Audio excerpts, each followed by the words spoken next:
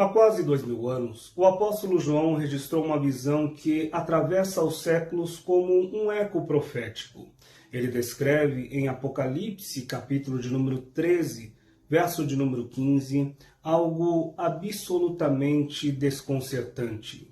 Uma imagem que execute juízo sobre aqueles que não lhe prestam culto, sobre os que não lhe adoram. Se João visse hoje alguém interagindo com um pequeno pedaço de vidro, um smartphone, observando gerar respostas, imagens, sons, conselhos e até simular sua própria voz, o que ele pensaria a respeito?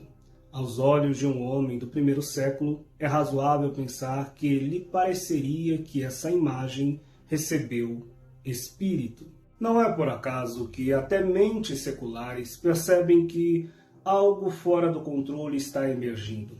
Elon Musk, fundador da Tesla e da SpaceX, declarou em uma palestra no Instituto Tecnológico de Massachusetts: quando falamos de inteligência artificial, é como se estivéssemos invocando um demônio. Em todas essas histórias, sempre há alguém com um pentagrama e água benta achando que pode controlá-lo, mas nunca dá certo. Se até aqueles que não conhecem as Escrituras reconhecem a gravidade do que está sendo criado, que dirá nós, leitores da palavra profética? O que antes parecia apenas simbólico no Apocalipse, hoje começa a ganhar contornos tecnológicos, palpáveis e assustadoramente reais. Ao lermos o texto de Apocalipse 13, muitos se perguntam: como assim uma imagem que fala? Para o leitor moderno, isso soa como algo fantástico, fabuloso, futurista ou até inverossímil.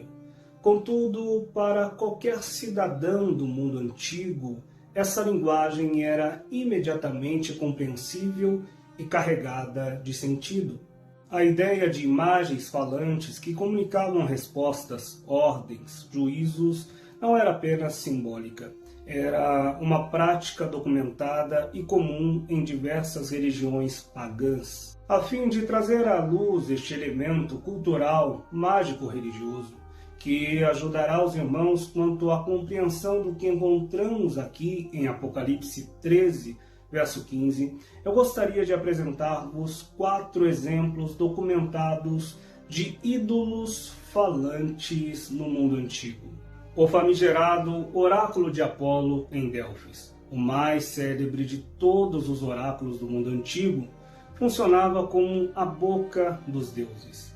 A sacerdotisa Pítia entrava em transe em ambientes fechados, inalando os vapores que subiam do chão e pronunciava respostas que eram interpretadas como a voz do próprio deus Apolo.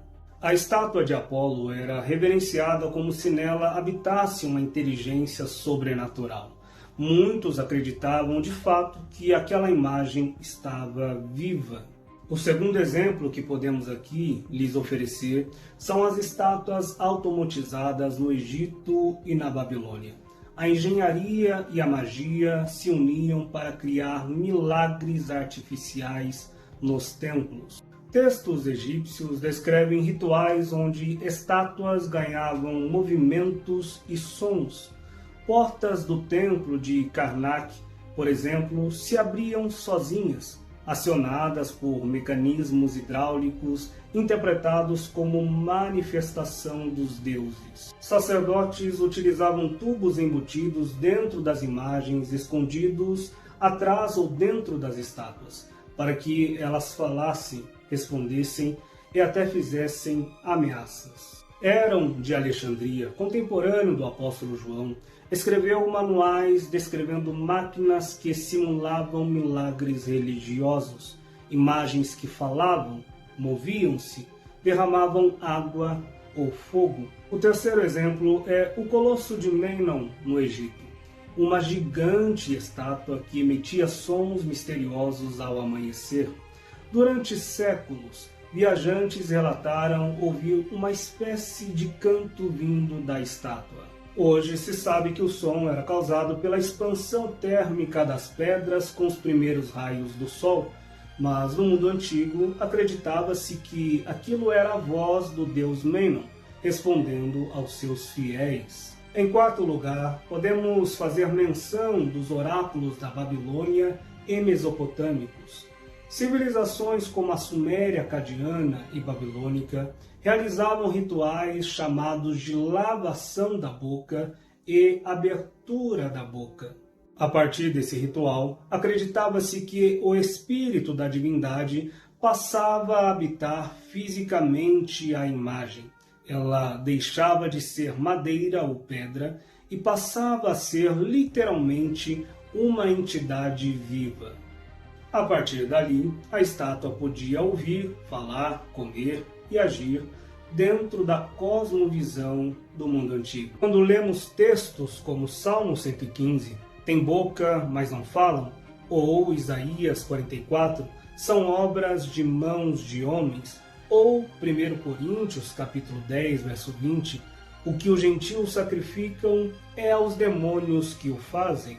Percebemos que a denúncia bíblica não é apenas contra objetos inertes, mas contra um sistema que mistura manipulação, engano e, em muitos casos, realidades espirituais, demoníacas, por trás dessas imagens. O que o mundo antigo fazia de forma rudimentar, imagens que falavam através de truques, engenharia ou possessões espirituais, hoje reaparecem em uma escala infinitamente mais sofisticada. Inteligências artificiais que conversam como se fossem humanos, avatares digitais com rostos hiperrealistas, hologramas falantes, deepfakes perfeitos que imitam qualquer pessoa viva ou morta, robôs humanoides que falam, olham, interagem.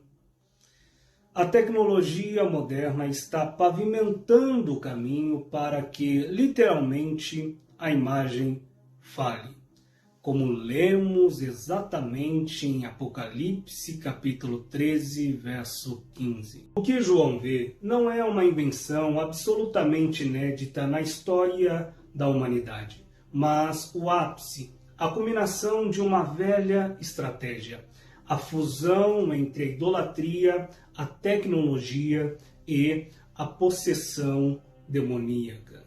O que antes era madeira, pedra, agora é silício, fibra óptica, algoritmo e inteligência artificial. Mas o espírito que opera por trás continua sendo o mesmo. A imagem que fala, julga e executa não é mais uma metáfora distante, é uma sombra que já começa a se projetar sobre nossa geração. Assim como o profeta Naum enxergou os nossos dias e viu aquilo que chamamos de automóveis, os carros, Naum os descreve dizendo que os carros andam velozmente pelas ruas e os seus olhos são como tochas acesas. Obviamente ele estava se referindo aos faróis, porém ele não tinha a linguagem que temos hoje. Mas ele transforma a imagem que vê em uma linguagem acessível para os seus dias. Quando João viu e descreveu a imagem que recebeu o Espírito para que falasse, ele não conhecia os termos como inteligência artificial, redes neurais, computação quântica, mas ele viu e descreveu. Nós somos a geração que presencia isso se materializando diante dos nossos olhos. A linha entre o simbólico e o literal está se tornando cada vez mais tênue. O que Deus fez no Éden, insuflando vida no barro, é imitado de forma deturpada no Apocalipse. A besta não cria vida, mas anima um simulacro, uma imitação da humanidade. Um ídolo com aparência de vida, capaz de falar, julgar e de matar. Eu quero terminar esse vídeo fazendo uma provocação. Será que, enquanto humanidade, estamos criando, sem perceber, o palco sobre o qual a imagem da besta falará? Se até homens do mundo gritam, como Elon Musk, estamos invocando um demônio. O que dirá aqueles que possuem discernimento espiritual. E você, acha que a inteligência artificial pode ser instrumentalizada para dar consciência à imagem da besta? Deixe aqui os seus comentários, eu quero saber o que você pensa sobre isso. E se você ainda não se inscreveu em nosso canal, se inscreva para que você receba mais conteúdos como este.